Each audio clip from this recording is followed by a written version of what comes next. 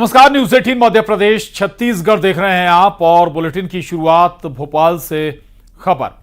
मध्य प्रदेश विधानसभा सत्र का आज 5वां दिन है और आज सदन में 3 अशासकीय संकल्प लाए जाएंगे। अनुच्छेद 30 समाप्त करने का अशासकीय संकल्प प्रस्तुत होगा। इसके अलावा धार्मिक शैक्षणिक स्थापना समाप्त करने का संकल्प होगा। इटारसी भोपाल मेमो ट्रेन संचालन का अशासकीय संकल्प रखा जाएगा और साथ ही आज सदन में बजट पर भी विभागवार चर्चा होगी। तो ये बड़ी खबर है। आज सदन में मध्य प्रदेश विधानसभा में सत्र का आज 5वां दिन है और 3 अशासकीय संकल्प लाए जाने हैं। इसके अलावा विभागवार भी बजट पर आज चर्चा संभव है। तो आज सदन में बजट पर भी विभागवार चर्चा होगी। हर विभाग के हिसाब से बजट जो अलॉट किया गया है, आवंटित किया गया है, उस पर सदन में चर्चा होगी। पक्ष और विपक्ष दोनों अपने मत इस पर रखेंगे। और दूसरा 3 आज अशासकीय संकल्प रखे जाएंगे सदन के पटल पर। 5वां दिन है आज विधानसभा सत्र का और 3 जो अशासकीय संकल्प है उनका अगर जिक्र करें, अनुच्छेद 30 समाप्त करने का अशासकीय संकल्प लाया जाएगा। इसके अलावा धार्मिक शैक्षणिक स्थापना समाप्त करने का संकल्प होगा। इटारसी भोपाल मेमो ट्रेन संचालन का भी अशासकीय संकल्प रखा जाएगा सदन के पटल पर।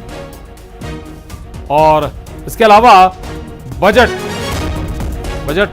आया है और बजट में विभागवार भी चर्चा होगी कि आखिर मध्य प्रदेश के जो बजट है मध्य प्रदेश का, उसमें हर विभाग के लिहाज से जो प्रावधान किए गए हैं उनके प्रावधानों पर चर्चा होगी।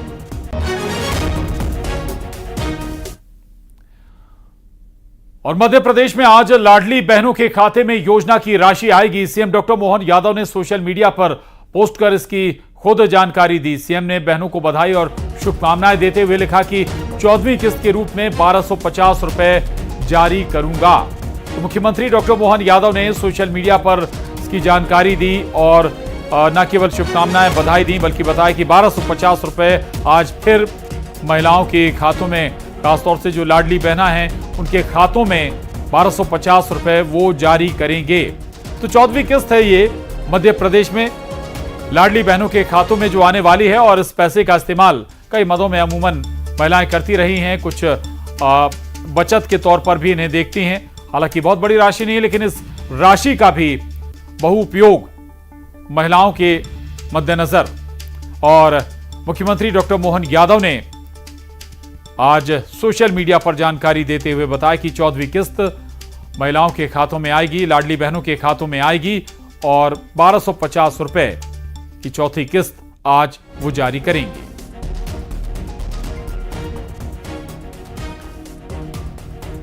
तो लाडली बहनों के खातों में आज 14वीं किस्त आने वाली है और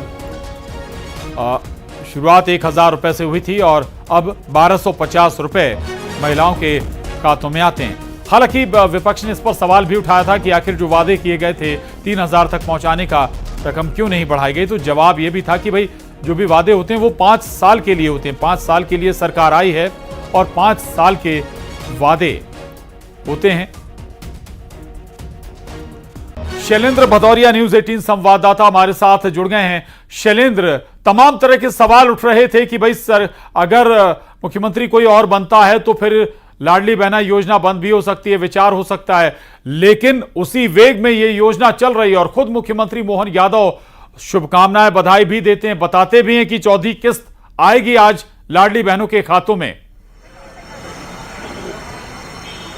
बिल्कुल प्रशांत, आपने ठीक कहा। जिस तरीके से विधानसभा चुनाव के बाद इस तरह की बात को प्रचारित लगातार किया जा रहा था विपक्ष की तरफ से कि हो सकता है कि जब मध्य प्रदेश में सत्ता परिवर्तन यानी मुख्यमंत्री जब बदले तो इस योजना को बंद कर दिया जाए, क्योंकि तत्कालीन मुख्यमंत्री शिवराज सिंह चौहान की ये महत्वाकांक्षी योजना थी। लेकिन उसके बावजूद कई बार मंचों से भी लगातार इस बात को कहा गया कि जो योजना है वो लगातार जारी रहेगी। विपक्ष जो है वो लगातार लोगों को भ्रमित करने का काम कर रहा है और यही कारण है कि देखिए उसका लाभ जो है न केवल विधानसभा चुनाव में बीजेपी को मिला बल्कि लोकसभा चुनाव में भी महिलाओं ने जबरदस्त तरीके से बीजेपी का साथ दिया। और आज जो मध्य प्रदेश की 1,25,00,000 महिलाओं के खाते में 1250 रुपए की जो लाडली बहना है उनके खाते में वो राशि जाने वाली, यानी 9,445 करोड़ की ये राशि जो है वो उसके खाते में जाने वाली। ये बात सही है कि इस बार के बजट में लाडली बहनों की राशि के बढ़ाने का कोई प्रावधान नहीं किया गया। उसको लेकर विपक्ष जरूर सरकार पर हमलावर और लगातार ये आरोप लगा रहा है कि 3,000 तक देने की बात कही थी, लेकिन अब तक इस पूरे बजट में किसी तरह का प्रावधान नहीं किया है। यानी ये माना जाए कि इस साल जो है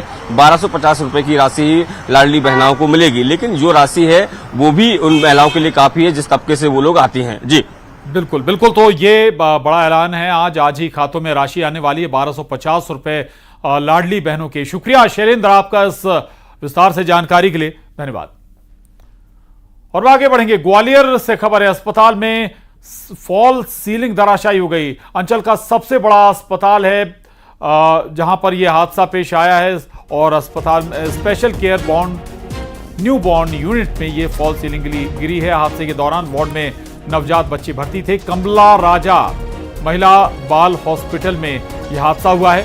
जय आरोग्य अस्पताल समूह का हॉस्पिटल का यह हिस्सा है कमला राजा, और यहीं पर जहां पर न्यूबॉर्न बेबी भर्ती होते हैं वहां पर यह हादसा हुआ है। अगर किसी नवजात बच्चे के ऊपर यह फॉल सीलिंग गिर जाती तो बड़ा हादसा हो सकता था, बड़ी अनहोनी भी हो सकती थी।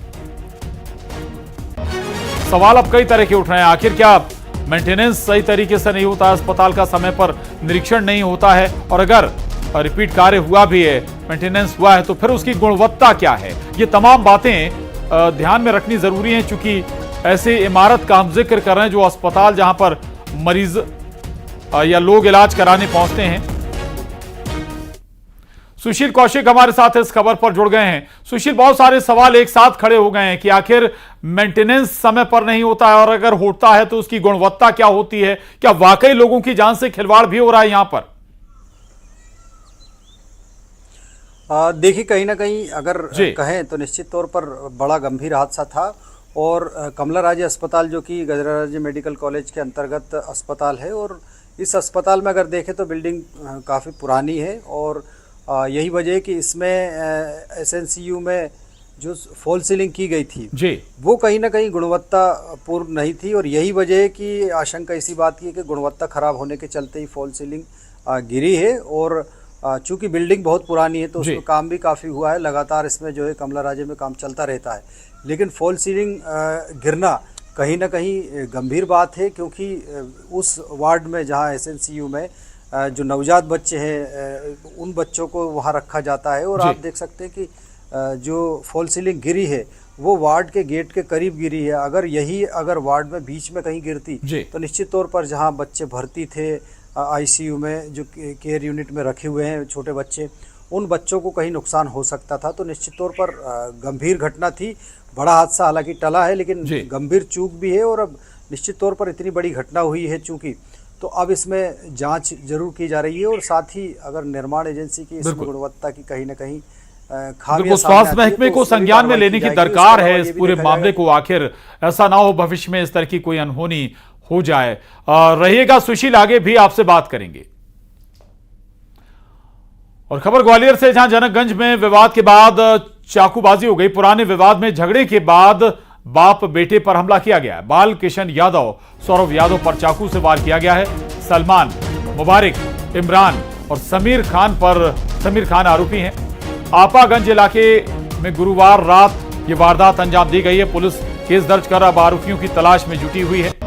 ये बड़ी खबर है ग्वालियर से, जहां पुराने विवाद में चाकूबाजी हो गई और पिता और पुत्र को निशाना बनाया गया है। बालकिशन यादव और सौरभ यादव पर चाकू से वार किया गया है। जो आरोपी हैं उनमें सलमान, मुबारक, इमरान और समीर खान शामिल हैं। 4 आरोपी जिन्होंने इस वारदात को अंजाम दिया। हालांकि पुलिस ने केस दर्ज कर लिया है और आरोपियों की तलाश जारी है।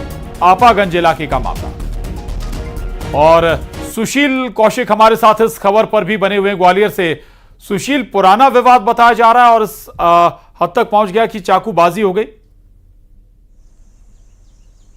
बिल्कुल, देखिए जनकगंज थाना क्षेत्र के अंतर्गत ये कल रात पूरा घटनाक्रम हुआ है। यहाँ बालकिशन यादव और उनके बेटे सौरभ यादव का जी सलमान जहांगीर सहित अन्य जो लोग थे, इन लोगों से विवाद हुआ था और विवाद के बाद चाकूबाजी हुई है। इसमें सौरभ को जो है गले में गंभीर चोटें लगी है चाकू से। उसके अलावा बालकिशन के साथ भी मारपीट हुई है।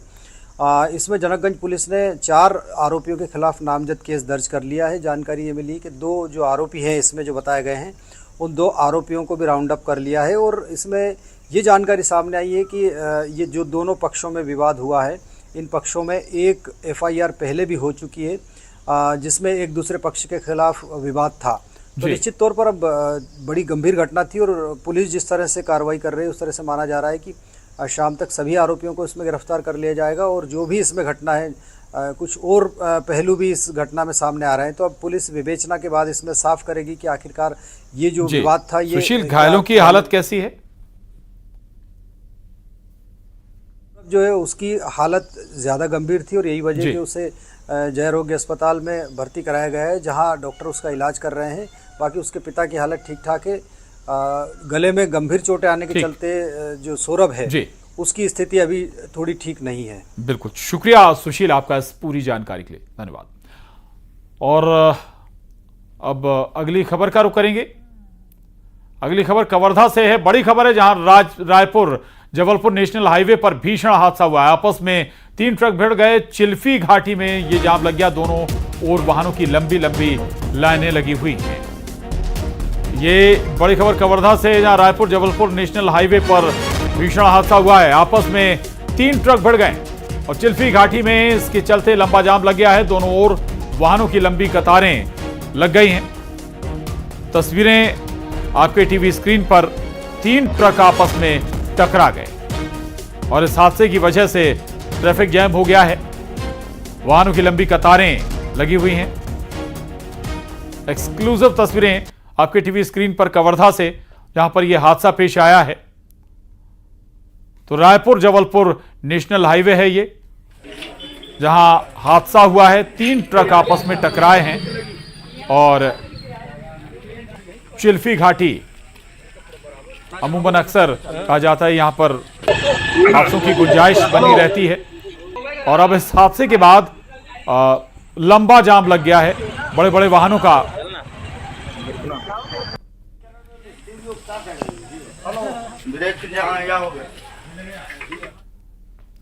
और खबर भोपाल से है। फिर थमे हैं लो फ्लोर बसों के पहिए। राजधानी के 6 रूट पर 149 बसों के पहिए थम गए हैं। BCLH और चलो ऐप के बीच रेट को लेकर तनातनी हुई है और आज भी बसों का संचालन भोपाल में नहीं हो सकेगा। यानी जो रोजमर्रा के कामकाज के लिए जो लोग बसों से सफर करते हैं, चाहे वो छात्र छात्राएं हों या फिर दूसरे लोग, उनके लिए आज परेशानी का सबब रहेगा। चूंकि BCLL की बसें आज नहीं चल पाएंगी। दरअसल BCLH और चलो ऐप के बीच रेट को लेकर कुछ तनातनी हुई है और इसी वजह से करीब 149 बसों के पहिए थम गए हैं। राजधानी के 6 रूट जिन पर ये 149 बसें चलती हैं और इन रूटों पर चलने वाले लोगों को, आने जाने वाले लोगों को आज परेशानी का सामना करना पड़ेगा। राजधानी भोपाल के 149 लो फ्लोर बसों के पहिए थम चुके हैं। उसके पीछे कारण बताया जा रहा है कि BCCL और चलो ऐप के बीच प्रति किलोमीटर का जो रेट तय किए जा रहे हैं उसको लेकर कहीं ना कहीं तकरार है। BCCL ये चाहता है कि रेट उसको अधिक मिले, लेकिन चलो ऐप ने इस प्रति किलोमीटर के रेट में कमी करने की बात कही है और उसके बाद कल से ही इन बसों के पहिए लगातार थमे हुए हैं। आप डिपो में हैं, तस्वीरें सीधी तौर पर देख पा रहे हैं कि ये डिपो में बसें जो है वो थमी हुई है और लगातार जो बसों के पहिए थमे उससे भोपाल वासियों को परेशानियों का सामना करना पड़ रहा है। क्योंकि राजधानी भोपाल के लिहाज से अगर मैं बात करूं तो ये बेहद महत्वपूर्ण जो सेवा है, इसके तहत जो लोग हैं अपने घर से ऑफिस और ऑफिस से दूसरे कामों के लिए रवाना होते हैं। लेकिन जिस तरीके से इन महत्वपूर्ण जो सेवा है उसके जब पहिए थम गए हैं तो लोगों को परेशानियों का सामना करना पड़ रहा है। वैकल्पिक व्यवस्थाएं जो है वो तलाशनी पड़ रही हैं। हालांकि कल से लगातार BCCL और चलो ऐप के बीच में बातचीत का दौर जारी है। अब देखना होगा कब इन दोनों संस्थानों के बीच में बातचीत बन पाती है। उसके बाद भोपाल वासियों को एक राहत की खबर मिले कि BCCL की जो बसें हैं वो वापस से सड़कों पर नजर आए। कैमरामैन अजय तंवर के साथ शैलेंद्र सिंह, न्यूज़ 18 भोपाल। और खबर छिंदवाड़ा से, मुख्यमंत्री ने एमपी पुलिस को बधाई दी है। दरअसल आतंकियों को पकड़ने पर खंडवा पुलिस को मुख्यमंत्री ने बधाई दी। इंडियन मुजाहिदीन के 2 संदिग्ध आतंकी खंडवा से पकड़े गए। एमपी पुलिस हर चुनौती से निपटने के लिए सक्षम है, ये कह रहे हैं मुख्यमंत्री। आतंकी देश के लिए खतरा है और साथ ही मुख्यमंत्री डॉक्टर मोहन यादव ने साफ कहा कि मध्य प्रदेश पुलिस हर खतरे से निपटने के लिए, हर चुनौती से निपटने के लिए सक्षम है।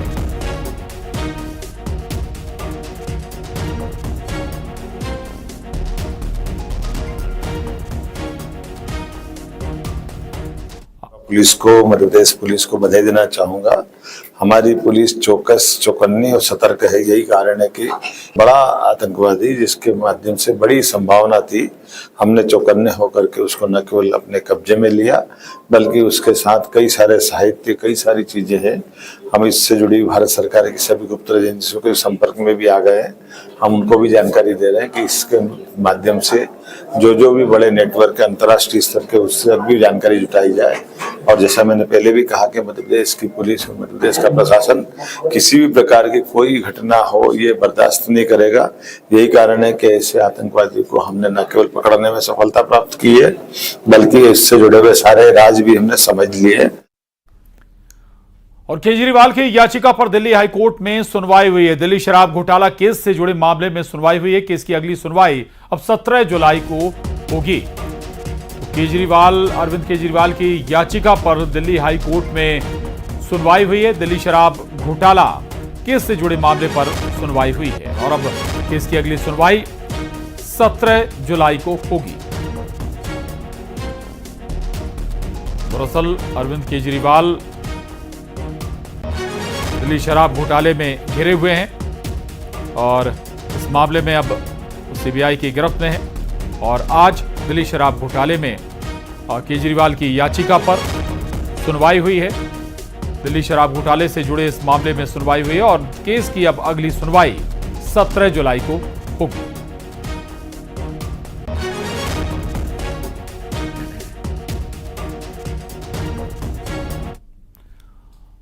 और दिल्ली दौरे से लौटे छत्तीसगढ़ के डिप्टी सीएम अरुण साव ने कहा कि रेल मंत्री अश्विनी वैष्णव से उनके आवास पर मुलाकात हुई। डिप्टी सीएम अरुण साव और विजय शर्मा ने रेल मंत्री से मुलाकात की। इस दौरान छत्तीसगढ़ में रेल सेवा के मुद्दे पर विस्तार से बात हुई।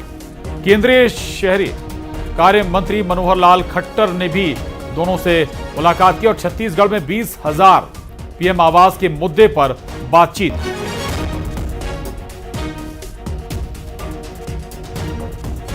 मुलाकात के दौरान की ये तस्वीरें, छत्तीसगढ़ के दोनों मुख्यमंत्री डिप्टी सीएम की मुलाकात अश्विनी वैष्णव से। पर गया था, केंद्रीय आवासन एवं शहरी कार्य मंत्री माननीय मनोहर लाल खट्टर जी से मुलाकात किया और प्रदेश के विभिन्न योजनाओं के बारे में उनसे मांग की, चर्चा किया। प्रधानमंत्री आवास 20,000 जो हमारा डीपीआर विचाराधीन है भारत सरकार के पास, उसको लेकर बातचीत की। स्वच्छता से संबंधित कई परियोजनाओं पर उनसे चर्चा की, बातचीत की। केंद्रीय रेल मंत्री अश्विनी वैष्णव जी से भी मुलाकात हुई। छत्तीसगढ़ के विभिन्न परियोजनाओं पर उनसे चर्चा हुई। छत्तीसगढ़ में रेल के विस्तार पर भी उनसे चर्चा हुई। और छत्तीसगढ़ में बिना सूचना प्रदर्शन ज्ञापन पर रोक लगाई गई है। एनएसयूआई के प्रदेश अध्यक्ष ने निर्देश जारी किया है। संगठन को बिना सूचना दिए प्रदर्शन और ज्ञापन पर रोक लगाई है। बिना जानकारी के प्रदर्शन और ज्ञापन सौंपने से संगठन नाराज है। निजी स्कूल के खिलाफ प्रदर्शन भी एक बड़ा मामला है। एनएसयूआई प्रदेश अध्यक्ष नीरज पांडे ने यह आदेश जारी किया है अपने संगठन के कार्यकर्ताओं के लिए। तो बिना सूचना दिए प्रदर्शन और ज्ञापन ना दें एनएसयूआई के कार्यकर्ता और नेता। निजी स्कूल के खिलाफ प्रदर्शन किया गया था और यह भी एक वजह है एनएसयूआई संगठन नेतृत्व के इस आदेश, यानी कि अब जो एनएसयूआई संगठन है उसके जो कार्यकर्ता हैं, नेता हैं, बगैर नेतृत्व को जानकारी दिए कहीं भी प्रदर्शन नहीं करेंगे और ना ही कहीं ज्ञापन देने जाएंगे। यह आदेश एनएसयूआई के प्रदेश अध्यक्ष ने जारी किया है।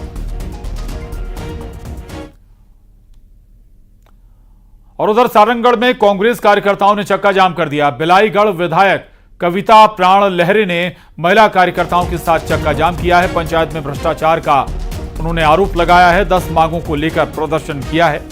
रायपुर रायगढ़ नेशनल हाईवे पर चक्का जाम कर दिया। मौके पर बड़ी संख्या में पुलिस बल मौजूद रहा।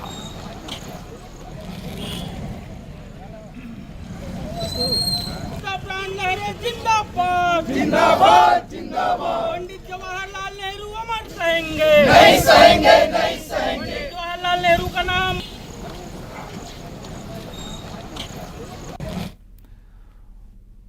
और गरियाबंद में ग्रामीणों ने चक्का जाम कर दिया। पुल बनाने की मांग को लेकर यह चक्का जाम किया गया। मैनपुर खुर्द और मैनपुर कल के बीच पुल बनाने की मांग लंबे समय से ग्रामीण करते आ रहे हैं और गांव की ओर जाने वाली सड़कों को पक्का करने की भी मांग ग्रामीणों के जरिए की जा रही है। बरसात में ग्रामीणों को काफी दिक्कतों का सामना करना पड़ता है और इसी मद्देनजर ये पुल और रास्ता बनाने की मांग ग्रामीणों के जरिए की जा रही है ताकि मानसून आने पर फिर से उन्हें परेशानी ना झेलनी पड़े।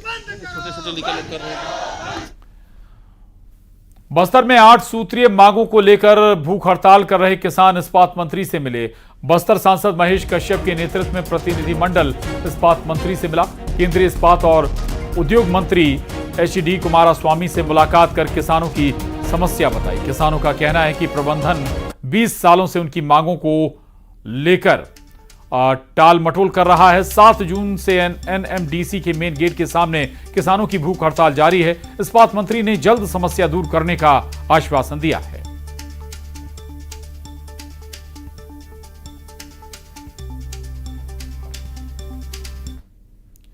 और बुलेटिन में बस इतना ही। खबरों के लिए बने रहिए न्यूज़